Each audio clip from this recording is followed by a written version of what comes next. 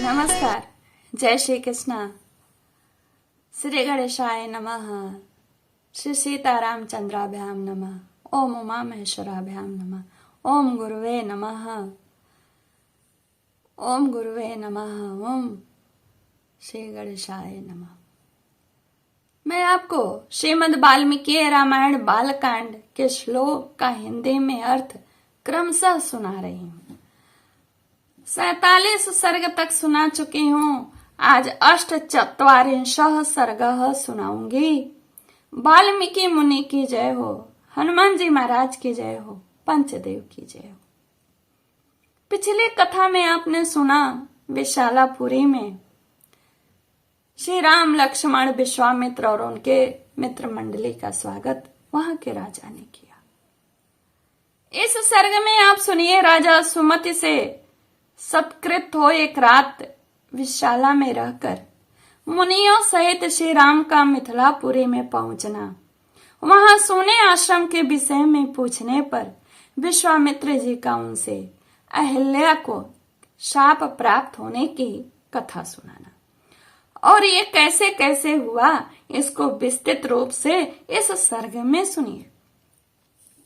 वहां परस्पर समागम के समय विशालापुरी में के समय एक दूसरे का कुशल मंगल पूछकर बातचीत के अंत में राजा सुमति ने महामुनि विश्वामित्र से कहा, ब्राह्मण आपका कल्याण हो। ये दोनों कुमार देवताओं के तुल्य पराक्रमी जान पड़ते हैं। इनकी चाल ढाल हाथी और सिंह की गति के समान है। ये दोनों वीर सिंह और सांड के समान प्रतीत होते हैं। इनके बड़े बड़े नेत्र विकसित कमल दल के समान शोभा पाते हैं। ये दोनों तलवार तरकस और धनुष धारण किए हुए हैं। अपने सुंदर रूप के द्वारा दोनों अश्वनी कुमारों को लज्जित करते हैं तथा युवा अवस्था के निकट आ पहुंचे हैं। इन्हें देखकर ऐसा जान पड़ता है मानो दो देव कुमार दैवेच्छावश देवलोक से पृथ्वी पर आ गए, यानी राम लक्ष्मण को कह रहे हैं। मुनि ये दोनों किसके पुत्र हैं और कैसे और किस लिए यहाँ पैदा लाए हैं। जैसे चंद्रमा और सूर्य आकाश की शोभा बढ़ाते हुए उसी प्रकार ये दोनों कुमार इस देश को सुशोभित कर रहे हैं। शरीर की ऊंचाई, मनोभाव सूचक संकेत तथा चेष्टा यानी बोलचाल में ये दोनों एक दूसरे के समान हैं।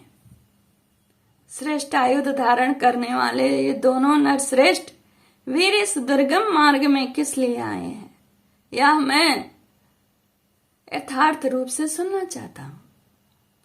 सुमति का यह वचन सुनकर विश्वामित्र जी ने उन्हें सब वृत्तांत यथार्थ रूप से निवेदन किया। सिद्धाश्रम में निवास और राक्षसों के वध का प्रसंग भी यथावत रूप से कह सुनाया। विश्वामित्र जी की बात सुनकर राजा सुमित को बड़ा विस्मय हुआ। उन्होंने परम आदरणीय अतिथि के रूप में आए हुए उन दोनों महाबली दशरथ पुत्रों का विधि पूर्वक आतिथ्य सत्कार किया। सुमति से उत्तम आदर सत्कार पाकर वे दोनों रघुवंशी कुमार वहां एक रात रहे और सवेरे उठकर मिथिला की ओर चल दिए। मिथिला में पहुंचकर जनकपुरी की सुंदर शोभा देख सभी महर्षि साधु साधु कहकर उसके भोरे भोरे प्रशंसा करने लगे। मिथिला के उपवन में एक पुराना आश्रम था जो अत्यंत रमणीय होकर भी सुनसान दिखाई देता था। उसे देखकर श्री रामचंद्र जी ने मुनिवर विश्वामित्र जी से पूछा, भगवान यह कैसा स्थान है जो देखने में तो आश्रम जैसा है किंतु एक भी मुनि यहाँ दृष्टिगोचर नहीं होते हैं। मैं यह सुनना चाहता हूँ कि पहले यह आश्रम किसका था। श्री रामचंद्र जी का यह प्रश्न सुनकर प्रवचन कुशल महातेजस्वी महामुनि विश्वामित्र ने इस प्रकार उत्तर दिया, रघुनंदन पूर्व काल में यह जिस महात्मा का आश्रम था और जिन्होंने क्रोध पूर्वक इसे श्राप दे दिया था उनका तथा उनके इस आश्रम का सब वृतांत तुमसे कहता हूं, तुम यथार्थ रूप से इसको सुनो। नरश्रेष्ठ, पूर्व काल में यह स्थान महात्मा गौतम का आश्रम था। उस समय यह आश्रम बड़ा ही दिव्य जान पड़ता था। देवता भी इसकी पूजा एवं प्रशंसा किया करते थे। महायशस्वी राजपुत्र पूर्व काल में महर्षि गौतम अपनी पत्नी अहिल्या के साथ रहकर यहाँ तपस्या करते थे। उन्होंने बहुत वर्षों तक यहाँ तप किया था।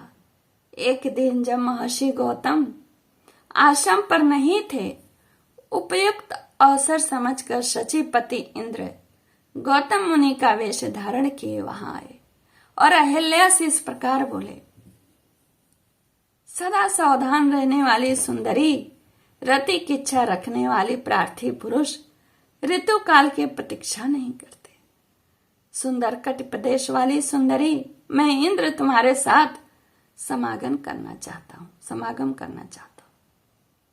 रघुनंदन महर्षि गौतम का वेश धारण करके आए हुए इंद्र को पहचान कर भी, इंद्र मतलब नाम नहीं बताया उन्होंने, मैं कहा और इंद्र नाम नहीं बताया उन्होंने। कोष्ठ में है, रघुनंदन महर्षि गौतम का वेश धारण करके आए हुए चंद्र इंद्र को पहचान कर भी उस दुर्बुद्धि नारी ने, अहो देवराज इंद्र मुझे चाहते हैं, इस कौतूहलवश उनके साथ समागम का निश्चय करके वह प्रस्ताव स्वीकार कर लिया।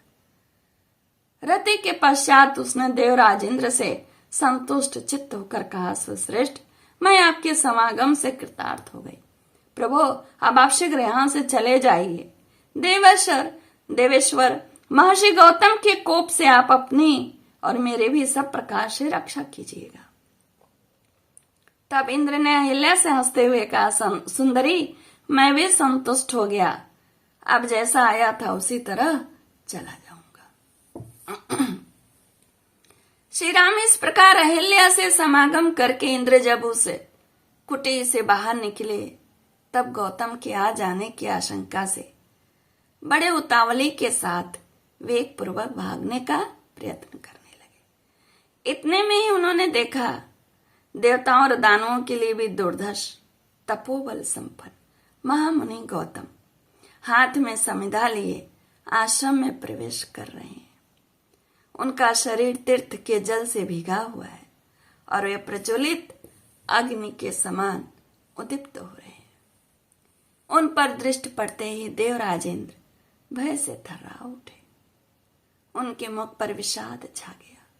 दुराचारी इंद्र को मुनि का वेश धारण किए देख सदाचार संपन्न मुनिवर गौतम जी ने रोष में भरकर कहा, दुर्मते, तूने मेरा रूप धारण करके या न करने योग्य पाप कर्म किया है, इसीलिए तू विफल हो जा, यानी अंडकोश से रहित हो जा। रोष में भरे हुए महात्मा गौतम के ऐसा कहते ही सहस्त्राक्ष इंद्र के दोनों अंडकोश उसी क्षण पृथ्वी पर गिर पड़े।